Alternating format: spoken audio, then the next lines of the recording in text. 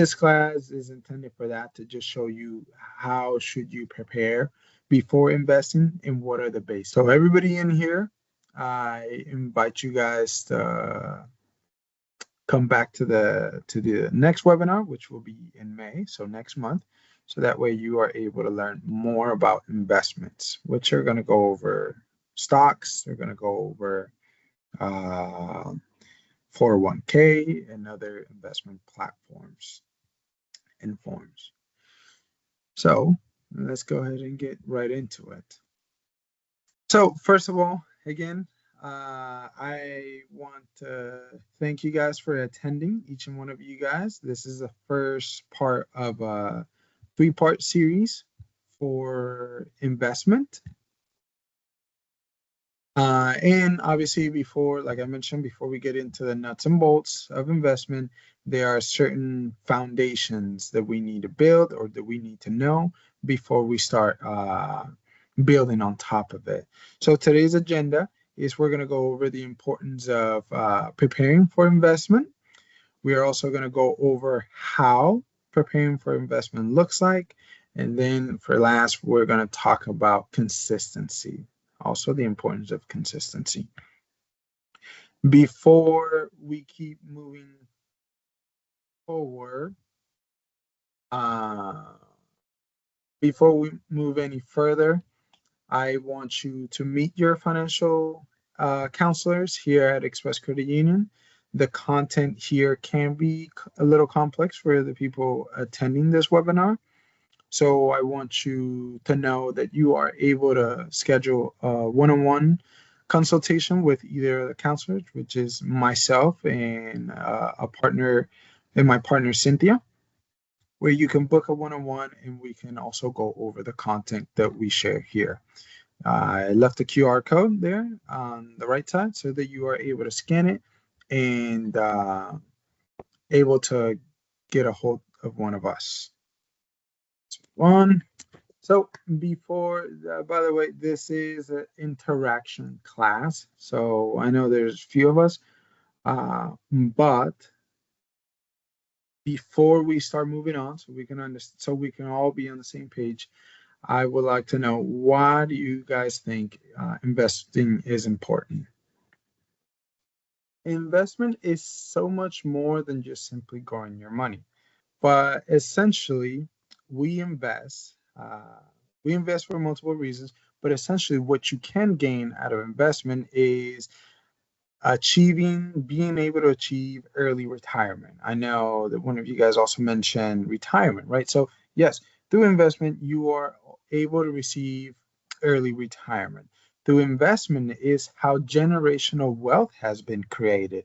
So most people think the generational wealth, it was because someone rich got lucky or and they got money, they started investing in a business and it just blew out.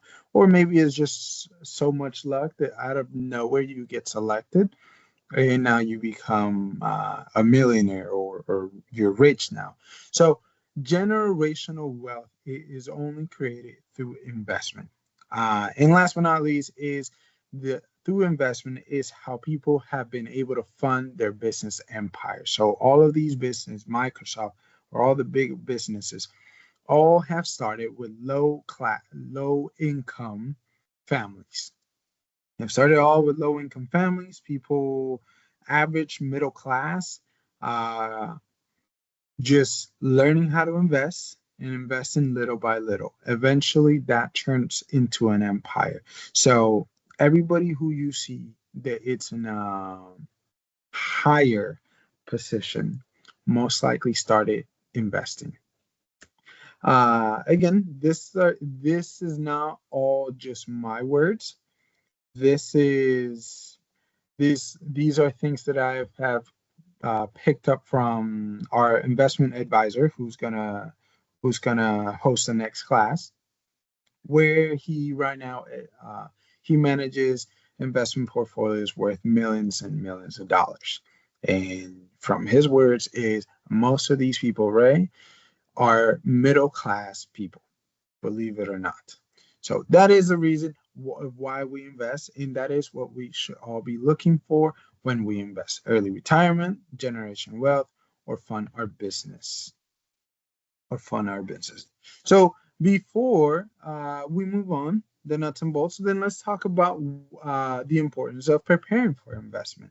So I'm going to give you an example. Actually, it's a story. I'm going to tell you a story of someone who I knew.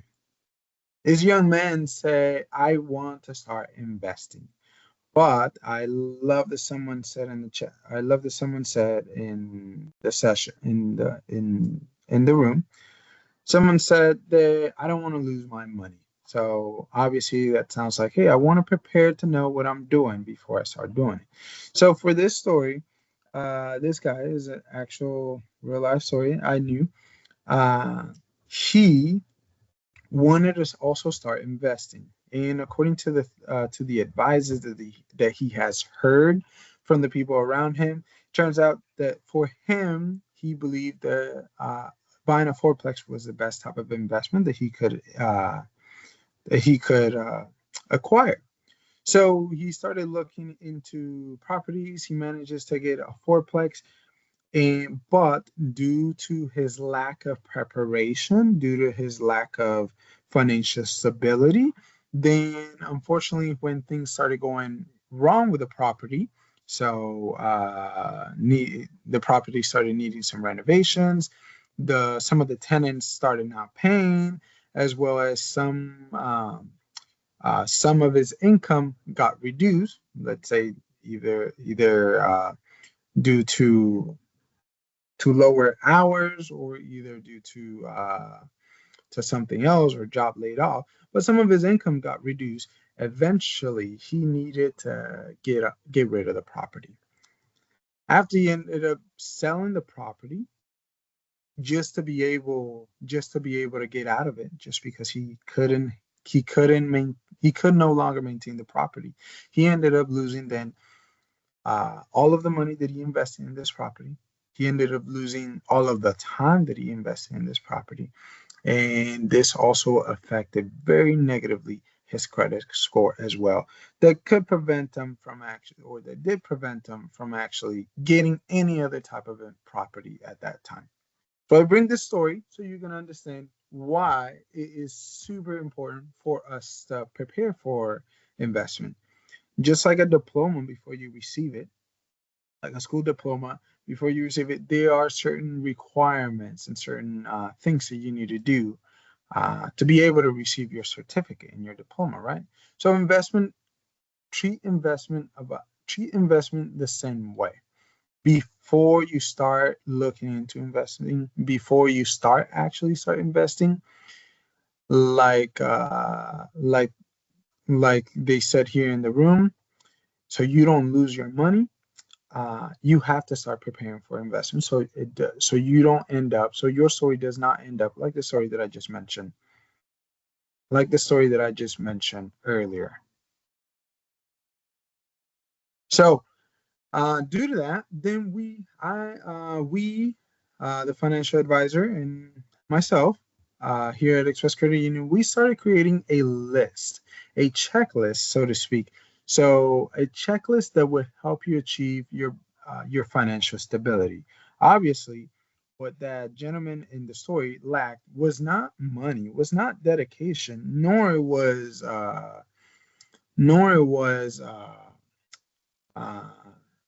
the want, right? He didn't need to be convinced. What he lacked was financial stability. So for that reason, we've created this checklist so you can know. So it's a simple checklist so you can know how to actually become financial stability. So we're going to go over understanding the importance of emergency savings. And we're also going to learn how to build a budget, create a positive cash flow, the importance of paying off high interest loans and reducing debt, and last but not least, automation. How does automation enhance this whole process? So again, another question so we can keep moving into our list. What is the importance of an emergency funds? Please, one or two people come off mute and just tell me what you guys think. So this is all collaborative. To be able to Be prepared for the unplanned. Be able to be prepared for the unplanned. Thank you. Now, most people believe savings to be used only for specific purposes, such as savings for a house, vacations, a new phone, a gift for their kids, etc. But the actual main purpose of savings is to be used uh, in the event of a financial emergency. So savings is actually directly tied to your financial wellness. Financially well, Financial wellness is the ability to manage money effectively so that you can meet your current needs, prepare for the future, and handle any unexpected expenses without significant stress. Now, I'll put this in big bold letters. Emergency savings equals financial wellness. So, why is it that I bring savings? Well, like I mentioned, you having savings is equivalent to you being ready for any unexpected surprises. So most people, like I was saying, believe that they don't have enough, And that's where I added saving as little as $50 to $100 is always better than saving zero. Because if we're always under the mentality that I don't make enough to save, then we're never going to get there. Obviously, if savings equals our financial wellness, then this means that we're never going to be financially well. I was actually talking to Blake, who will be our financial advisor in the next class, like I mentioned. And while I was presenting this, he told me that saving really is the part that creates millionaires. I am not a millionaire. He has his money. I haven't asked him, but he has his money and he's doing very well for himself, right? And he tells me that savings is really what creates millionaires because through consistency, people who learn to consistently save for years and then invest the money and then repeat the cycle over and over and over, that is when they start seeing their investment grow from 100K to then millions to then business empires, retirement, etc. So he says it all starts with the savings. And just like he said, it does not need to be large amounts of savings, just consistency, just consistent small bits of savings that you could just stack up, invest, and then repeat the whole cycle over and over and over. Even if it's even if it's a little, $50 or $100 or $250, that consistently that will turn into 1,000, 3,000.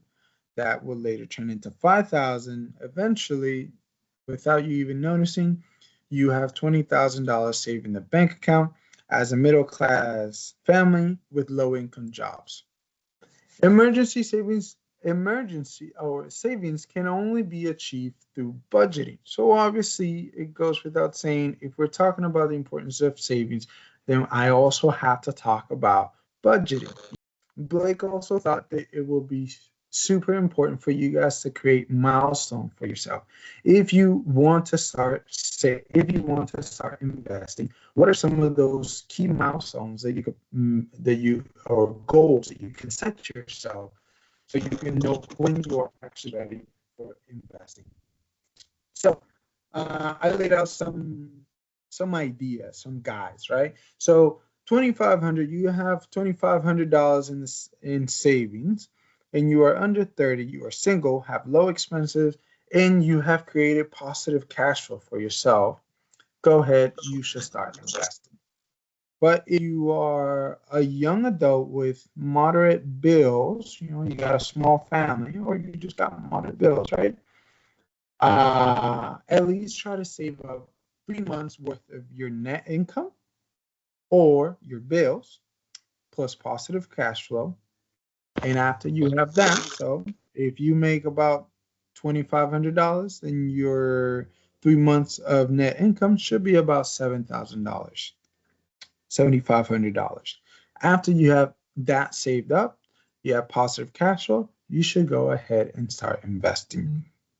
And the last but not least is 6 months we will recommend of your net income or bills plus positive cash flow for a larger family or a family with older kids who tend to have more expenses in the household.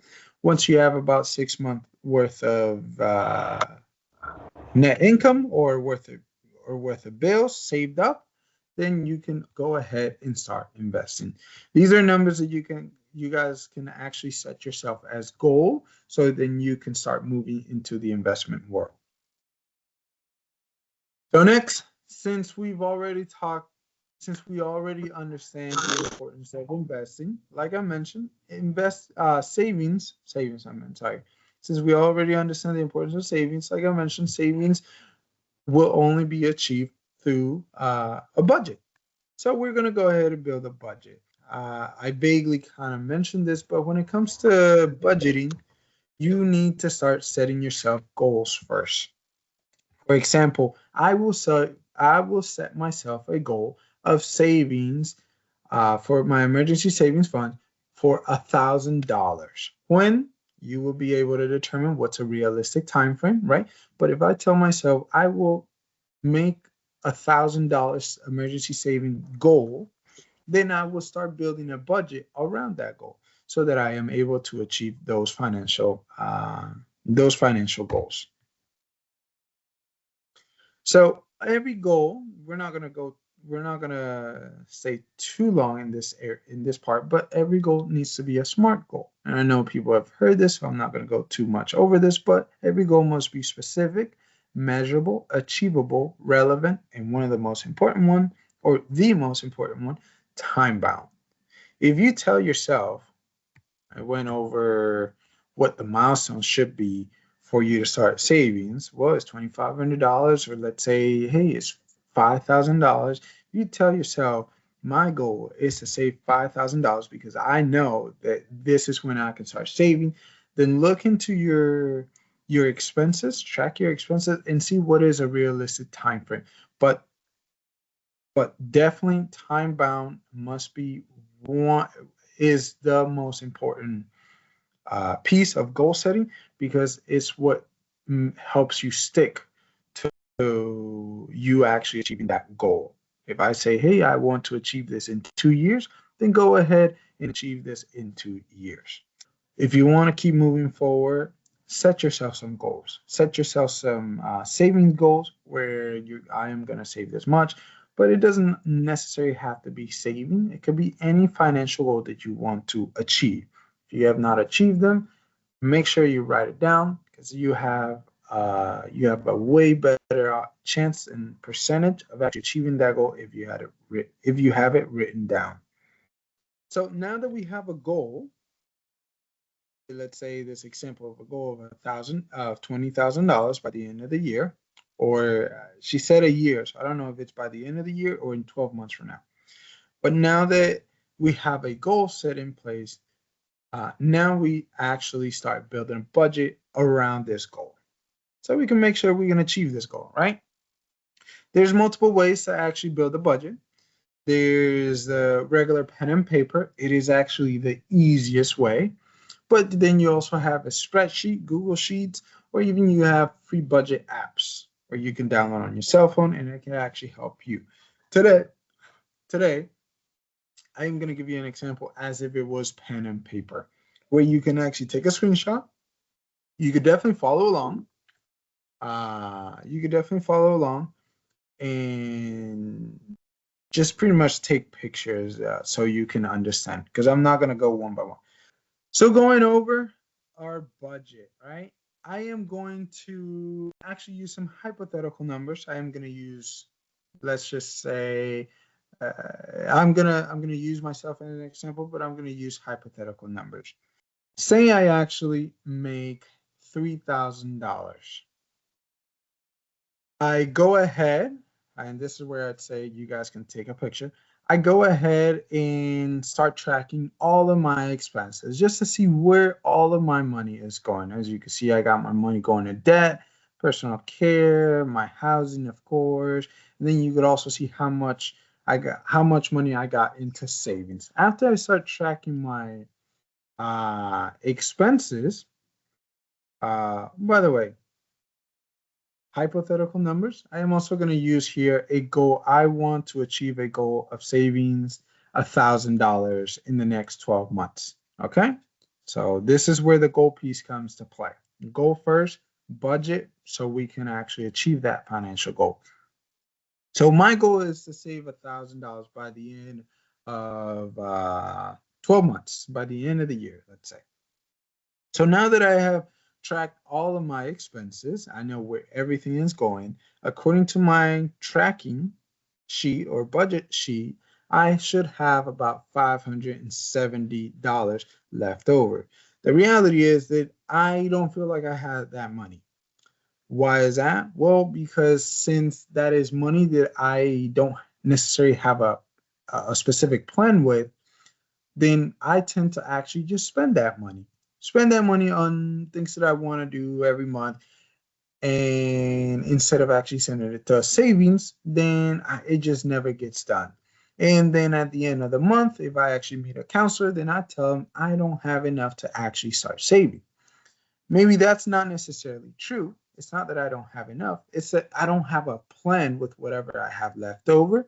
And for the reasons that I don't have a plan with what's left over, then it gets spent. So now, because I do have a plan, right, is actually saving $1,000. I went ahead, divided $1,000 divided by 12 months. It turned out to be 84 months. So then I went ahead and rearrange my budget. So now all of my expenses are very similar. I have all of my expenses are very similar, but I did include the $83 for savings. Like I mentioned, I want to save $1,000 by the end of the month, by the end of the year. So I divided what that was. I put that away in savings, and just to make sure that I stay controlled with the amount of money that I will spend on myself monthly, then I created a new category, which is my allowance. So I'm actually giving myself an allowance. A lot of people like to do this in a secondary savings and just from their expenses move uh, move money from there to a secondary savings called allowance. Or a lot of times I've seen it, and I also recommend that as well, where you can have an additional credit union account where your allowance money goes from your main account where all your bills get paid, and some money for allowance gets transferred to your other account, and then you can only spend from that other account. That way all of your monthly expenses, your personal expenses, are all controlled.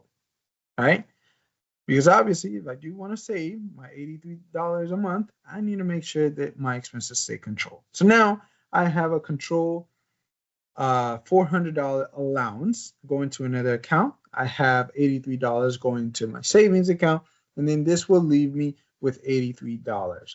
Why would I leave $83? Well, I normally will use this as a buffer. A buffer means that if I run out of the $400, I can actually tap into whatever money is left over, so I can just fund a few of the things that I missed, right? So if my tire pops and I need to plug a nail and my allowance money is gone, I could tap into that $87 that I have left in the bank account.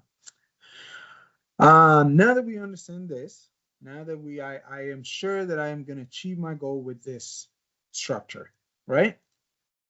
Moving on, I can actually achieve my goal with this structure, but I can actually set this goal or reorganize this budget in a more healthier way, in a way that can allow me to make the most out of my income. So this is where I bring you the concept of the 30, 50, of the 50, 30, and 20 rule. According to financial professionals, and you can look for this all online. According to financial professionals, when it comes to budgeting, a healthy way to budget would be to use the guide of 50% should be your needs, 30% should be your wants, and 20% should be your savings and investing. If you can organize your budget in a similar structure, then you not only make the most out of your budget, but it's a lot healthier. You'll be a little bit more stress free, and you'll be able to save and invest money, because that's all we're doing today is preparing for investment. So definitely, then this needs to come into play. Now, keep in mind that not every budget, not every time 50/30 is going to be possible.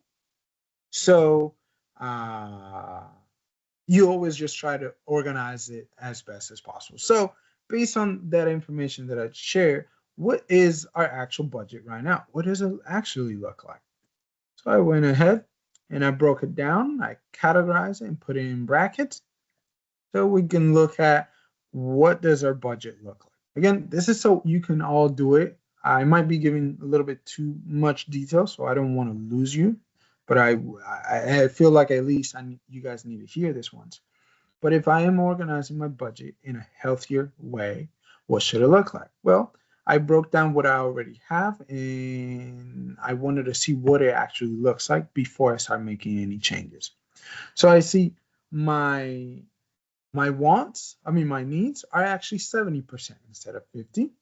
My allowance is actually 24% instead of my bad. My wants is 24% instead of 30, as you can see, 730. And my savings is actually way lower than it should be. It's at 4%. If I'm looking at 20%, 4% is very, very low, meaning that I could still do something with my budget. I went ahead and made some changes that could make this a little bit healthier. Again, it's not always, doesn't always have to be 50, 30, and 20. It's just a guide, but you can also you can switch it and move it around to what is realistic to you, right? So what I felt that is realistic here, and I highlighted the changes, is I said, well, I can actually downsize instead of paying $1,400 or my bad, $1,500. I can actually downsize and move into a place where I'm paying less, $1,200. Again, it's not always possible, but if it is, look into that. Instead of my allowance, because now I paid a lot less in needs, then my allowance can actually go up. But that also means that, hey, I also, because I have a little bit additional money, I can also start reducing debt. As you can see, debt is $200, but I decided to add an extra $100 just to be able to pay it off faster. Now that I know that I'm saving, I'm not only increasing my allowance, money that I can spend on myself monthly, but I'm also uh, getting rid of my debts faster and I'm saving money in interest rate.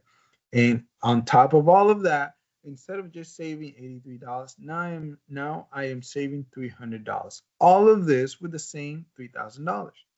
So as you can see, just because of this reorganization, now I'm not only saving more, but I have a lot of a healthier budget, a lot of healthier finances. And it's still with the same $3,000, but by the end of the year, I will probably have, what is it, about $1,200 maybe? Uh, I might not be the best at math, and it's not $1,200. uh, it's 33, let's see, it's $3,600 I might have at the end of the year. So it's definitely a lot healthier and a lot more work. Now, this part is very quick. We now have an understanding of savings. We now understand how to build a budget. The next is how to create positive cash flow. And the positive cash flow is a bit easier when you actually have a budget in place. Very quick. Positive cash flow essentially is just more money in than it's actually going out, right? So I actually created kind of like a treasure map. I actually created uh, a few steps that you can start implementing in your life to actually create more positive cash flow.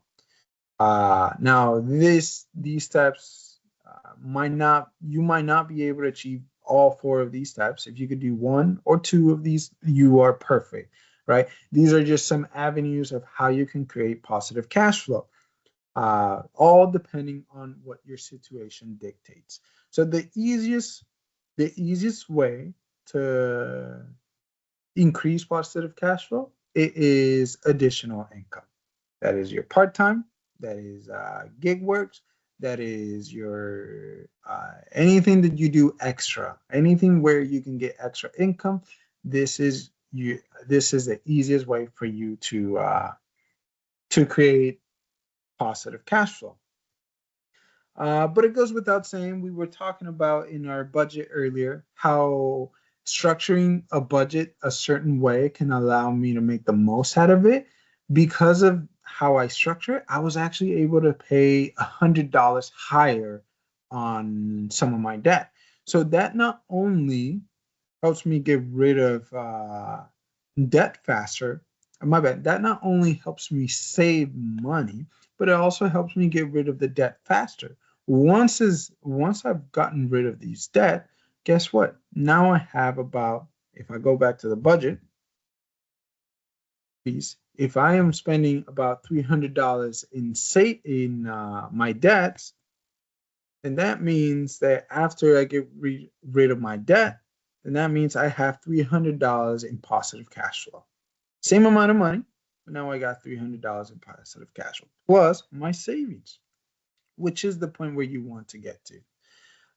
Next is sacrifice some of your wants, right? So wants are more like consumer type of, not just loans, but they are anything that you feel like it's a want, it's not a must, right? Like you having a very expensive car, it's a want. See if you can sacrifice some of your wants and actually get into something a little less with that you can spend a little less money, right? Sacrifice some of your wants, downsize if you have to, right? Or rent out a room in your apartment if you need to, or be or you rent out a room for yourself if you by yourself. So again, whatever your situation dictates, choose whichever one you could mainly do. If you could do more than one, then perfect. And the last but not least is careful spending and coupons. You know, like most of these Safeway, Safeway places, what do you call it? Safeway places, Walmart apps, and all of that. They got coupons where you can start saving yourself money. You got secondhand stores. All these places start saving you money. You know, might not be the best quality, but you know why you're doing it. You're not spending money at Nordstrom Rack because you want to look good. You rather spend money at, let's say, Goodwill because you're like, hey, I know that my goals is to keep more money in my bank account than it's going out. So that way I can have positive cash flow and then I can eventually invest. Everything at its time. So positive cash flow is easy. Once I actually have a budget, and the structure should be create a budget to create my savings, create a budget to increase my positive cash flow. But the last is create a budget to pay off or reduce interest, loans, right? Especially the high interest loans. But when it comes to investment, your biggest return is when you reduce debts. Why is that? Well, let me show you. Why is my biggest investment reducing debts? Mainly consumer debts, right? It's not paying it off because paying off debts, I don't want you to feel like I have to pay this loan off to be able to invest. No, what you need is positive cash flow. If that means paying that debt off, then go ahead and pay it off so you can have that positive cash flow.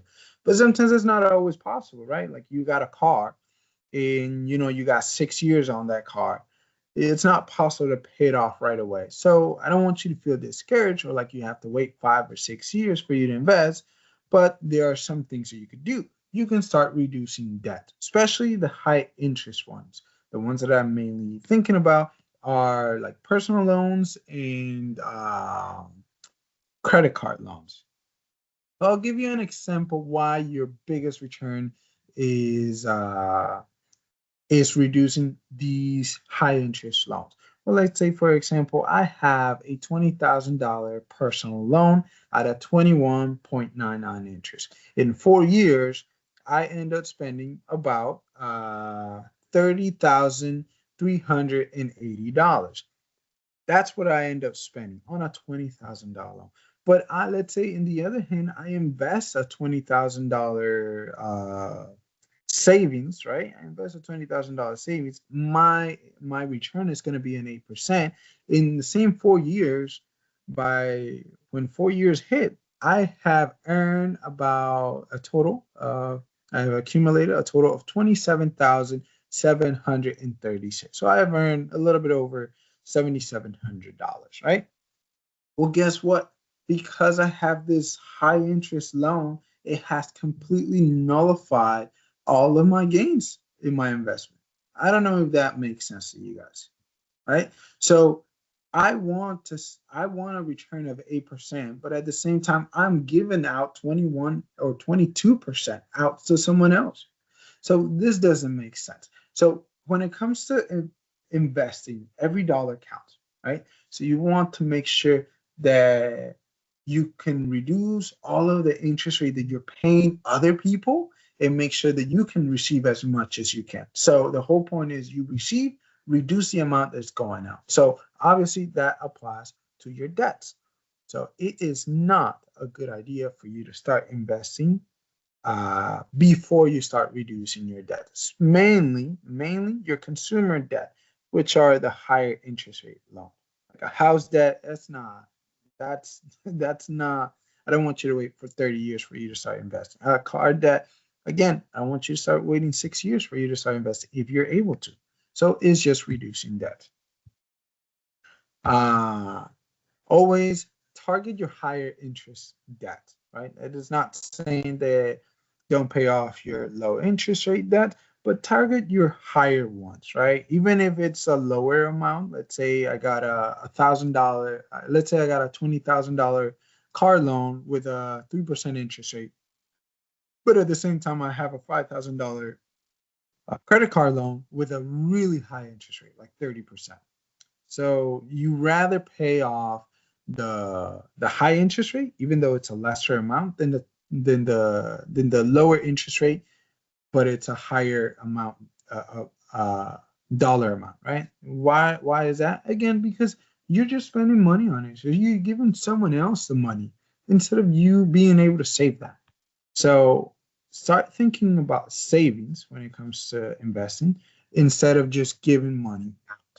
The people who are in this journey are it's not necessarily stingy, but they try not to waste any more money than they actually have to, right? Because sometimes it's a waste, right? I mean, paying someone else high interest rate, it is a bit of a waste of money. So if you can reduce the amount of holes that you have in your pockets, you have to start doing that when it comes to this.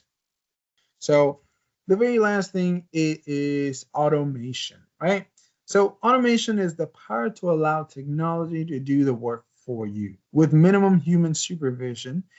It is using technology as a leverage to ensure consistency.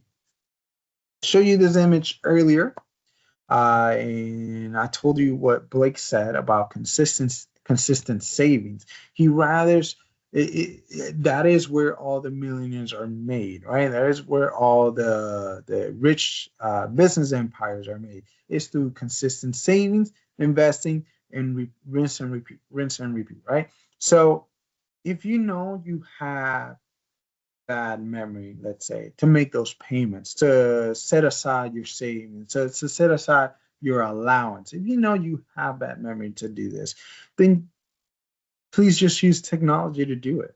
I mean, put it on your bank account. Hey, make this payment every month at this time, or make these additional payments to my debt. Technology is not gonna say it forgot. Technology is not gonna say, oh, well, today I don't feel like it. Or technology is not gonna say today is a bad day, right? Technology is just gonna do what you tell it to do. So use it to your advantage, right? If you want to make sure you can stay consistent and do the same thing every month to make sure that at the end of 3, 4 years, maybe even less, you save a $20,000, $30,000, $50,000. If you want to make sure you can get there, please use technology to help you automate all of that.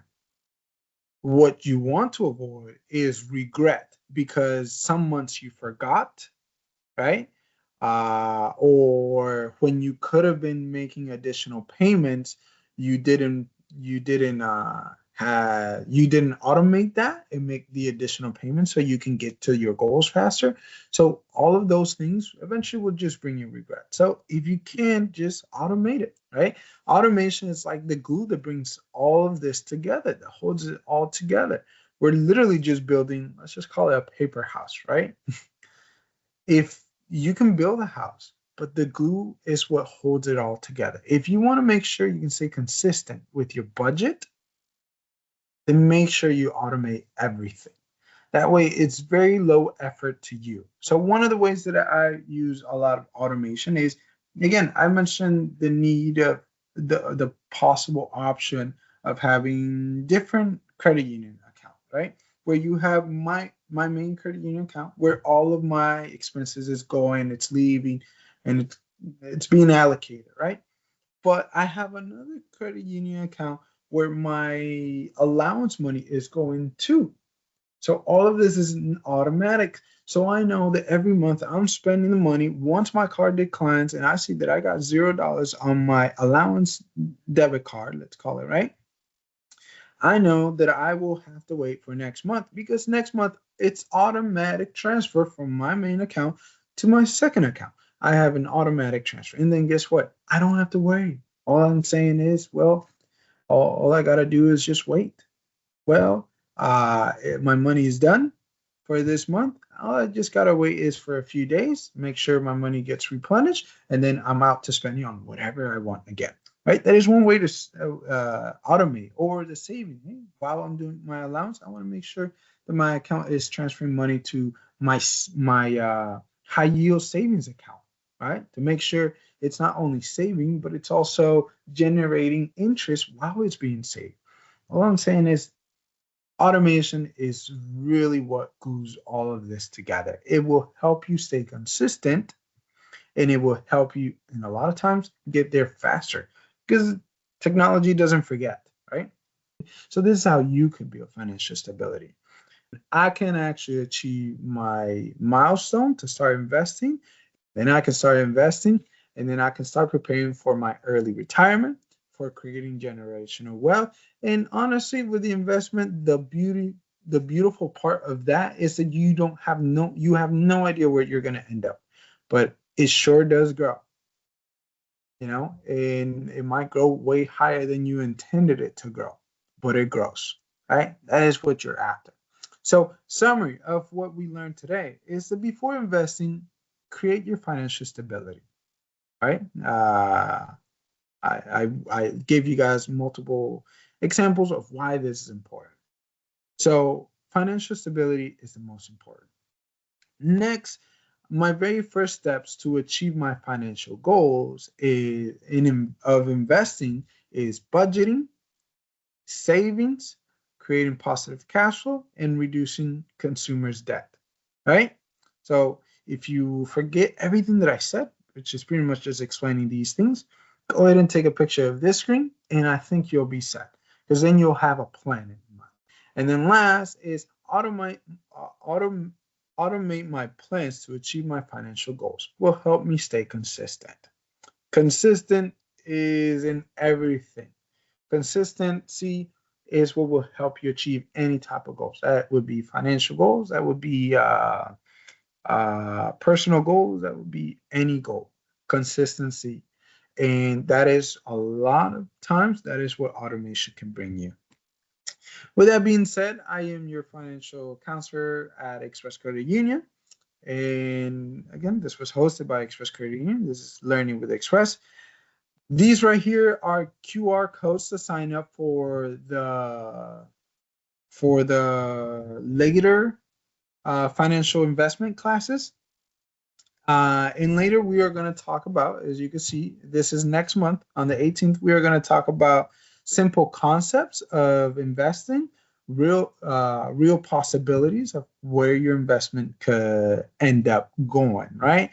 And this is again going to be presented by Blake Barr. The third one will be understanding investment plans, products, and how to get started. So by the end of this investment workshop, you will know, by the end of today's webinar, now you have an idea of how to structure your budget, but you also have goals and milestones for you to achieve a stage where you're ready to start investing, right? From today, you'll have that. The next one, you'll understand a little bit more of investments, right?